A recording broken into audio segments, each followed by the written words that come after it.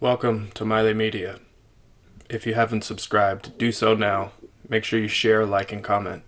I found this crazy, unexplainable story on Reddit, posted by user amkinney99. Sit back, relax, and we'll jump right in. I am a forester, and I encountered something I can't explain in an old-growth forest. I am posting this because I am truly out of options. My employers refuse to take my reports, and have even threatened termination of my contract if I bring these events back to the table. The local authorities are dismissive, and even worse, accuse me of substance abuse and mental instability. I can't even tell my own family. Hopefully, some of you people on here can help me, at least help me understand what's going on. I have worked as a forester in Appalachia for a logging company that will go unnamed for nearly a decade now. In that time I have come to love my job, the woods, and the freedom that comes with both. But things have started to change with my most recent assignment. The woods used to feel so safe, so clean. Now I can't stop my hands from shaking when I stand beneath the green canopy. I'll walk you through the fieldwork of my profession. First, the company assigns me a tract of land that they have recently acquired. I do some less exciting prep work in the office, satellite imaging, GIS, property analysis, etc., and then I head out into the field. Generally, the sites are pretty far from the office, requiring multiple hours drive and overnight camping. I bring along some simple camping gear, tape measures, manual clinometer and altimeter, bright neon orange marking spray paint, and my GPS transmitter and marker. All in all, a bunch of technical nonsense that lets me determine the value of trees, which should be logged and which should be left behind to ensure no permanent damage is done to the forest. Simple enough.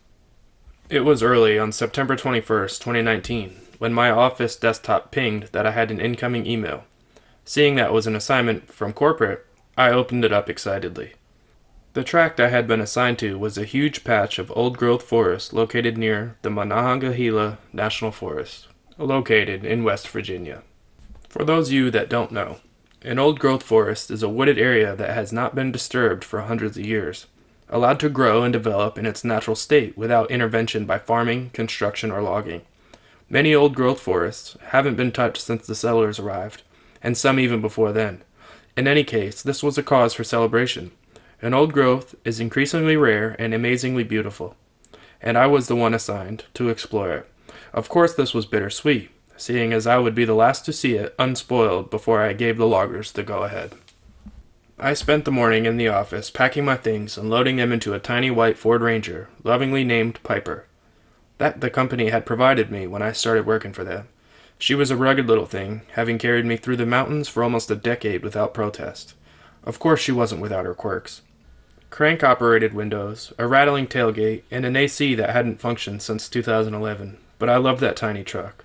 Piper and I set out around noon, making good time on the 4-hour drive through the rugged depths of West Virginia. We arrived at the old trailhead that would deliver me to my tract late in the afternoon. As I strapped my heavy backpack on and locked Piper up for her stay at the edge of the woods, I breathed deeply, taking in the heavy scent of forest earth and the sound of wind and birdsong through the treetops. Giving my truck a pat on the hood, I turned and made my way off the country road onto a narrow dirt track that wound into the woods.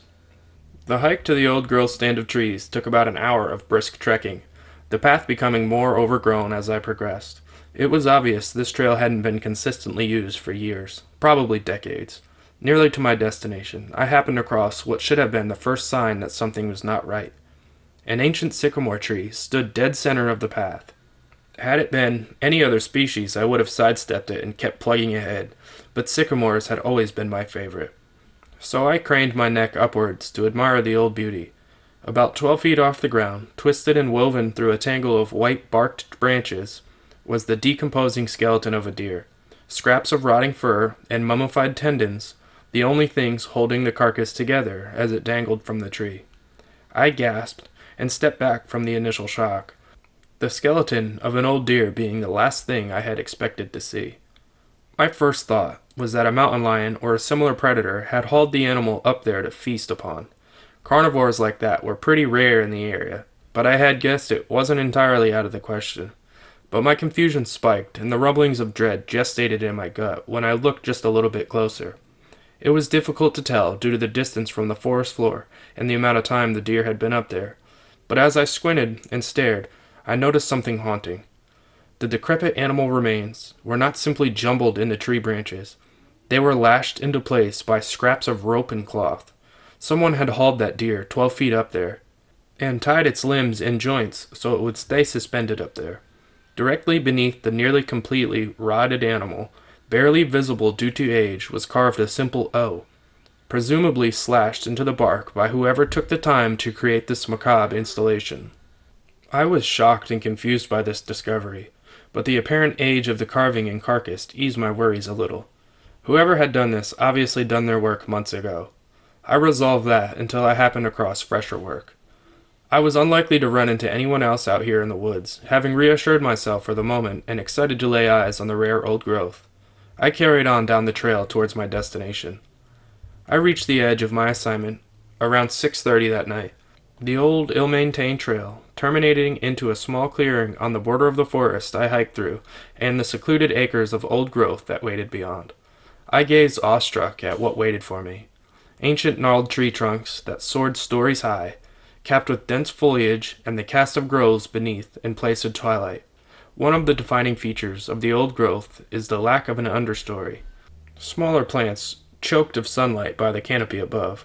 This means that you can see much further than you could in a different forest, where brush and vines might block your view.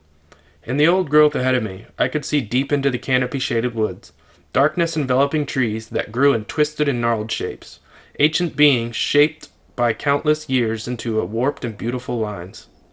I was nearly overtaken by this sight, a view that so few people are able to look upon in this modern age.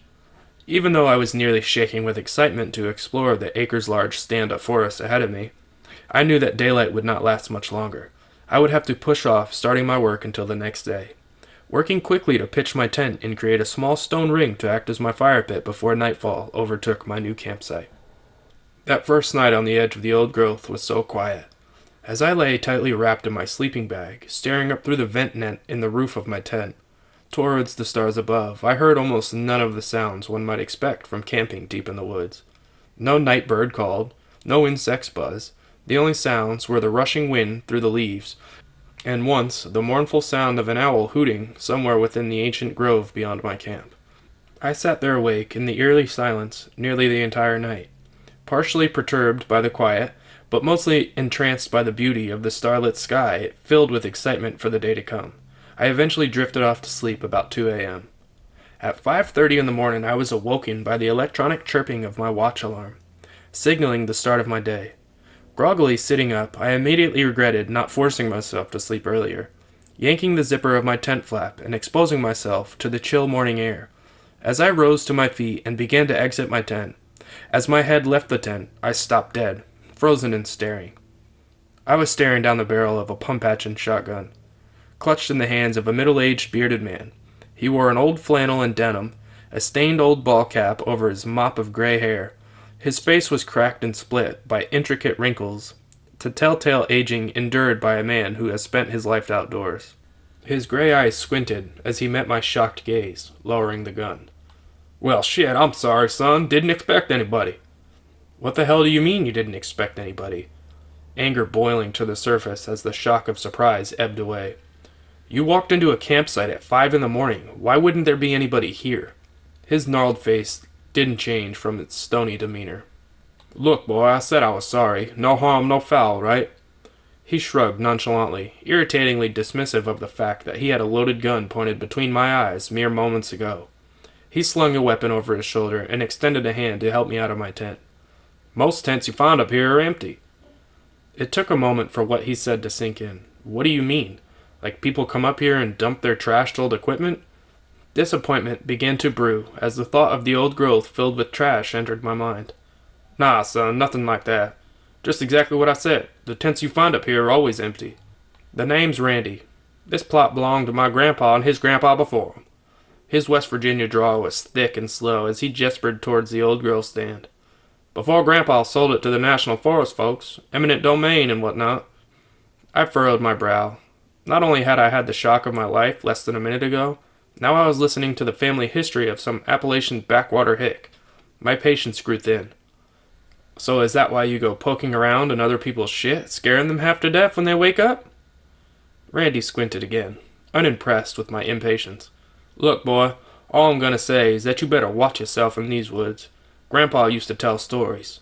Was happy to have the feds take it off his hands. Just pack up and leave, is my advice. And with that, he turned and started walking away into the direction he came from. I stood there in an uneasy silence as I watched him go. What the hell? What was that, a warning or a threat? And what could he have possibly meant by empty tents? His message had surprised and confused me as much as his sudden appearance in my camp.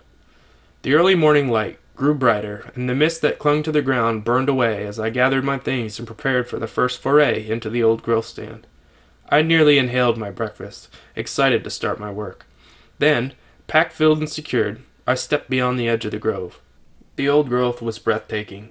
Ancient gnarled trees surrounded me as I walked, dark twisting shapes disappearing into the shadowy canopy high above. No underbrush cluttered the ground, just stoic old boulders and thick sheets of soggy moss. The dense cover of leaves above cast an entire huge stand in an eerie pall of cool shade.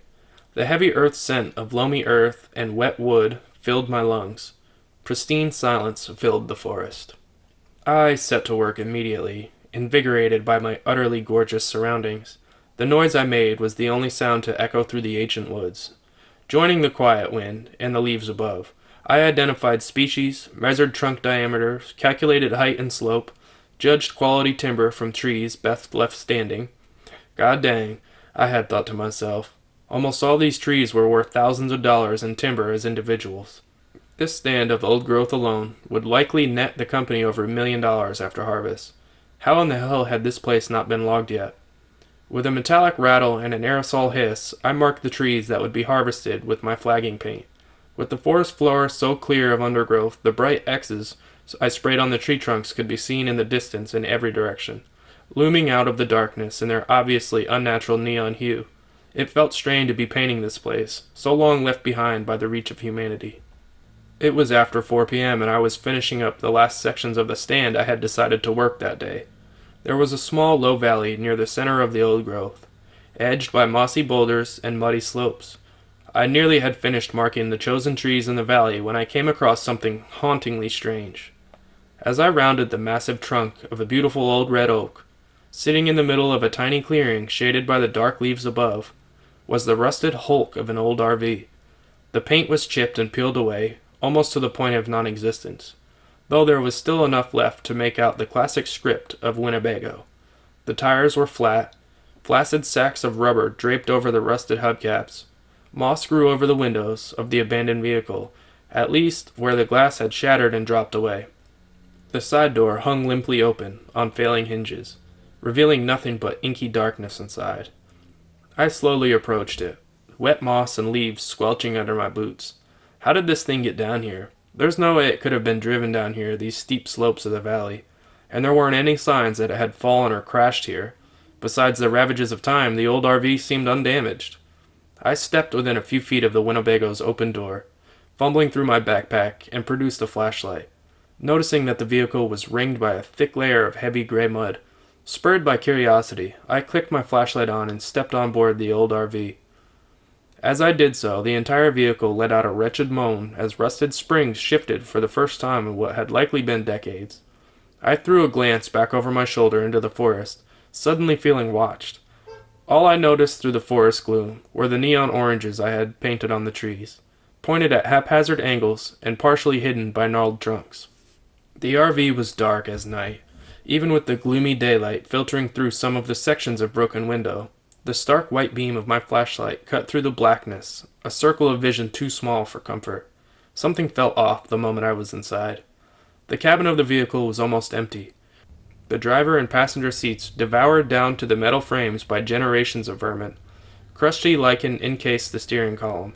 The cup holders held 2 old metal thermoses with the words "Number 1 Dad" and "Number 1 Mom" just barely visible through the years of sylvan filth that accumulated upon them. I turned to face the main living space of the old wreck.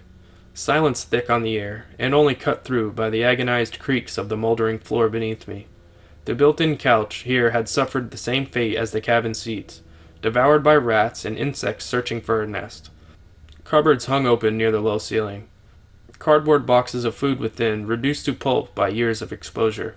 I shone my needle of light across the room, noticing the narrow door at the rear. It hung barely open, a crack of darkness presumably leading to the RV's bedroom. As I stepped closer, the stench of mildew and wet dirt grew almost overpowering. With a groan of rusty hinges, I pushed the door open. My blood ran cold as my flashlight beam settled on what waited beyond the door. Shocked, my breaths came quick and shallow as I took in the sight. The room held a bed, mattress, and blankets untouched by foraging pests, but stained a deep black brown by a mold and God knows what else. Upon the bed was a heap of clothing, gathered from the suitcases haphazardly left to rot on the floor around the bed. The clothes were stained the same foul shade as the mattress. I could make out at least 4 distinct sizes of clothing in the pile, 2 adults and 2 children. The stink of rotting vegetation was unimaginable. My hands shook, bobbing my light as they did so. Atop the wet heap of moldy old clothing was the dripping carcass of a deer, limbs broken and twisted at unnatural angles, to allow the decaying thing to be propped up in a pose like a man sitting cross-legged. Its head was bowed towards me, what was left of the meat blackened by rot and sloughing of its skull beneath the lichen-coated antlers. Its eyes had long since liquefied. Dripping down its cheeks, it curdled rivulets, and leaving empty black sockets to stare into the dark. The cluster of mossy and scattered bones by the headboard revealed that this was merely the most recent animal left here. The next in a long line of slaughtered deer propped up in this macabre. Despite the dribbling animal wreckage before me, there was no smell of rotting meat, just the singularly wretched and overpowering odor of composting vegetation and decomposing fungus. Acrid vomit filled my mouth and sinuses as I bolted for the door. As I stuck my head and shoulders outside and prepared to retch, my eyes laid upon fresh horror. The bright orange of my marking paint, sprayed at haphazard and dissonant angles as I had wandered the valley, all faced toward me in uniform stares. Every X I had painted down here looked toward me, neon color cutting through the forest gloom like electric eyes. The remainder of my food left my stomach, replaced by ice water as I lurched forward and vomited messily upon the mossy ground. Leaning from inside the RV, body shaken with confusion and terror, I hung my head and wiped the puke from my mouth and tears from my eyes. The smell of rotting wood still clogged my nostrils. I stared at the splatter of fresh vomit below me, attempting to comprehend what I was looking at. The steaming bile was collecting in a footprint in the sticky gray mud. My shaky breath rattled in my lungs as I stared. It was unmistakable. Fresh tracks marred the mud that surrounded the derelict RV, a complete circle that stalked around the vehicle. They were deep, pressed into the mud by something big and heavy. The tracks took the shape of half of a human foot, the long toes and forefoot evident like the track of someone walking barefoot and tiptoeing. Jesus Christ! Even the partial footprints were bigger than the tracks I had left. How had something so large moved so quietly around the RV? I hadn't heard a thing from inside. I rose to a trembling feet and took a cautious step outside. The growth was utterly silent beyond my nervous panting. Bright orange X's still stared in my direction, not one where I had originally placed it. Shit, shit, shit, I thought to myself. I stood, scanning the empty forest floor and listening for any sounds to pierce the quiet. Seconds passed, feeling like an eternity, and then I bolted. Blood pounded in my ears as I sprinted through the forest, never once slowing as I made for camp. The feeling of a cold, calculating gaze from unseen eyes never left my back as I ran. I skidded into my tiny camp on the edge of the stand as the sun began to dip in the darkening sky, nearly collapsing with exhaustion as the daylight that filtered through the trees above began to die. As I panted and gasped with exertion, I surveyed my surroundings, my tent and fire ring appearing untouched since I left this morning.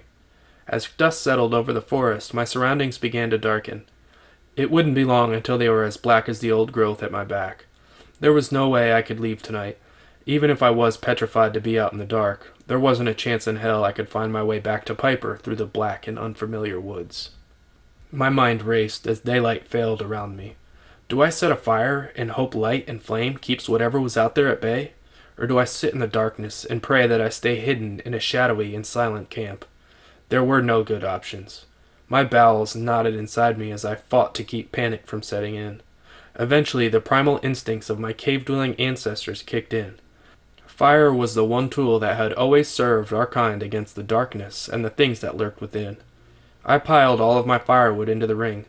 I wouldn't need it for another night, and as night fell, the glowing light of my bonfire lit the forest around me. Faltering at the edge of the old growth, my camp bathed in firelight. I climbed inside my tent and sealed the zipper shut. I sat silently inside the thin nylon shell for hours, listening as the wind made the only sound beyond the crackling of my fire, which glowed through the walls of my tent. My hands shook and my spine prickled with nerves. My teeth chattered despite the humid heat that clung to my body. Sweat dripping from my brow. I moved slowly to check my watch. It was 3:30 a.m. Less than 2 hours until the first break of daylight. Less than 2 hours until I could flee this place. I jolted as a sudden snap shattered the silence. The sharp cracking noise emanating not 20 feet from my tent and followed by a staccato rustling before deathly silence. My eyes were wide, breath caught in my throat. The quiet, nearly imperceptible rustling came again. Whatever was outside was still there. I slowly grasped the zipper with my left hand while fumbling about it with my right until resting upon my pocket knife. It was a feeble little thing, barely helpful as a tool for whittling, but as a gift from my dad it had always found a way into my pack. With my impotent little blade clutched tight, I opened the zipper door of my tent, agonizingly slow to keep the zipper quiet. I crept out into the night, the chill air shockingly cold as it connected with my overheated and clammy skin. The bonfire still burned, though it had run low as the night dragged on. Silently surveying the camp before me, I searched for the source of the hushed sound. Slowly my gaze was drawn upwards into the boughs of the trees, 2 eyes reflected in the firelight staring back at me. Shock gripped my heart, and it took all of my willpower not to exclaim with fear and surprise. The eyes cocked to the side, as if judging me. With more quiet rustles, the owl shifted on its branch, close enough to the firelight, revealing its identity. Relief flooded my body, and I let out a quiet sigh. Then true terror took over me, as I noticed a huge shape in my peripheral vision. I slowly turned my head, tears welling up in my eyes. It sat, waiting on its haunches, barely 6 feet away from me, dimly lit by the embers of the slowly dying fire. At first I thought it was a huge man, a giant living in the woods, but this thing was no human. Never could have been. It sat nearly curled in a fetal ball, long arms clasped to scrawny legs and shoulders hunched, completely naked. Its humanoid form was covered in greasy, pale skin, stretched taut over knobby bones and joints. Black-gray veins pulsed beneath its thin flesh. The thing's elongated arms and legs were triple-jointed, digigrade, like the hind legs of a repulsively malnourished and hairless goat. Its arms ended in hands, bearing 6 long and twitching fingers tipped with ragged and blackened nails. Its legs terminated into feet that may have been human, if they were not twisted and deformed to allow the thing to walk on its mud and filth-caked toes. It carried an unbearable stench of fungus and compost, but most horrible of all was its face. Atop its spindly neck rested the thing's gaunt head, oily and pale skin reflecting in the guttering flames. Its nose and chin were hideously long and crooked, not unlike the jagged and pointed features stereotypically of an ancient witch. Its mouth was wide and lipless, flesh pulled back to reveal black gums and long, blunted teeth that looked as if they'd been taken from a human jaw and stretched cartoonishly to fit in this horror's skull. Though it had no eyes, it stared intently at the owl in the tree. No, not eyeless. The twisted and hulking creature crouched beside me, slowly turning its head to face me. Barely visible white orbs rolled and twitched in the sunken eye sockets, bulging underneath a pallid and thin membrane of flesh. The horror stared silently at me before raising a single finger to its lipless and drooling teeth, and then let out a quiet, gurgling breath. Shit! Panic set my body ablaze. I scrambled to my feet, dropping my tiny pocket knife into the mud. The owl let out a shrieking protest as it took flight, spooked by my sudden movement. As I stumbled backwards, starting my sprint into the pitch-black forest, the thing rose to its feet on its tri-jointed legs. Good God, the thing had to have been at least 7 feet tall, but its body moved without making a sound. As I turned and ran, it let out a hideous, gasping screech, a sound laden with ancient hate. I didn't look back, dashing through the underbrush, away from the old growth, and leaving an empty tent to join the others Randy had found. I don't know if it followed me. It was so big, but it moved so silently. As I ran, I didn't see it, didn't hear it, but the feeling of its gaze never left me. I ran blindly in the dark, whipping branches and bramble thorns, slashing my face and hands seemingly to ribbons. Blood and sweat drenched me, pooling in my hiking boots. I didn't know how long I ran. At some point I must have collapsed with exhaustion, blacking out in the depths of the forest. I woke up in the glaring shine of my daylight, filtering down upon my face through the trees. My face and hands were caked with blood and dirt. At least 2 of my fingers were broken, or at least dislocated. Rising on shaking legs, I began my blind trek into the unfamiliar woods around me, hopelessly lost. I walked for hours, likely wandering in circles. My face and hands ached with dull, pulsing pain. The skin of my chest itched and burned underneath my shirt. Finally, I stumbled onto the forest trail. Old and ill-maintained, I couldn't believe my luck. I had resigned myself to being lost, dying alone and hunted deep in the unsettled Appalachia. Tears welled up as I hurriedly limped down the path, and I nearly shouted with elation when Piper came into view. Fumbling with my keys, I managed to unlock her and climb inside, slamming and locking the door behind me. As I fired the ignition and the truck started up, the burning on my chest intensified. An awful itching sensation, grimacing. I quickly set about undoing the buttons of my shirt to see what the cause of my discomfort was. As I did so, a subtle stench of old vegetation began wafting into my truck. I felt cold eyes staring from the fringes of the woods. I pulled my shirt open, exposing my chest and the source of the itch. Across the flesh of my chest, sprayed there with marker paint, was a bright orange X. If you guys have made it this far, I appreciate the support. I will be doing part 2 of this story either today or tomorrow. Make sure you guys subscribe, like, and comment. See you later.